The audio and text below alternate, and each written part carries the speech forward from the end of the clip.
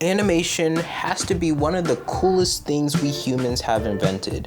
Like the ability for us to create stories and movies just by drawing frames and images, and then to see those images essentially come to life is mind-blowing. But learning how to animate has always been such an interesting topic in my opinion, because there's so many ways for you to animate. There's so many different types of animation you can do. But what I'm gonna do is show you ways that you can improve your animation, make it faster and a lot easier for you to do.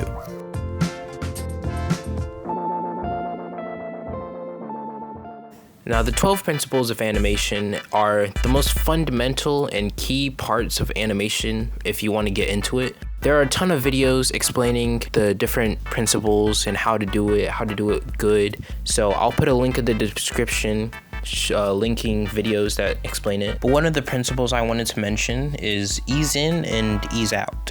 So here I have two animations of a bouncing ball. Now, if I were to ask you which one looks smoother, you would probably say that the ball on the right is the one that looks smoother, and you'd be right. But the reason for that is because that animation is utilizing a technique called ease in and ease out. Take a look at this rubber ball. See how it doesn't just continuously move through the air? It sort of accelerates and decelerates throughout its motion. In ease in and ease out, you're essentially trying to replicate that acceleration and deceleration in your animation.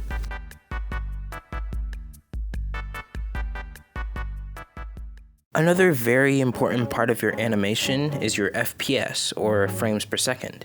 The more frames per second you have, the smoother your animation will generally look, but it will take a lot longer compared to if you have a lower frames per second.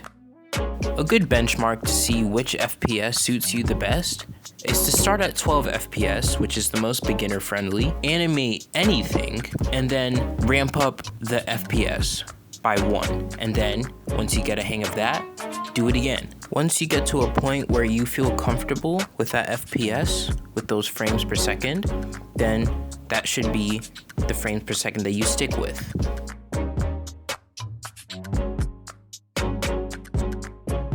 Using a reference is probably the most helpful thing because it's essentially like a tutorial on how to animate.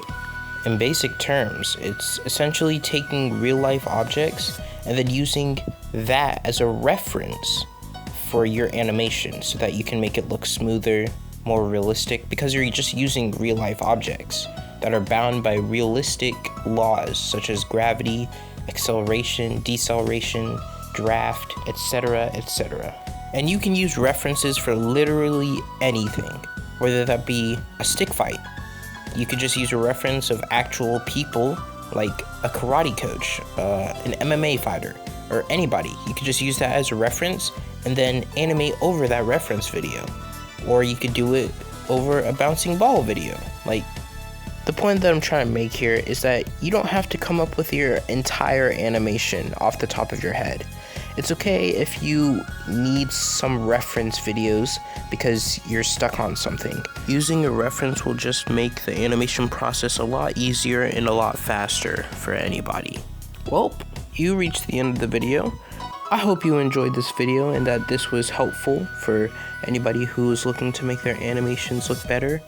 It is currently almost 1 o'clock in the morning and I am very tired, so God bless and I'll see you in the next video.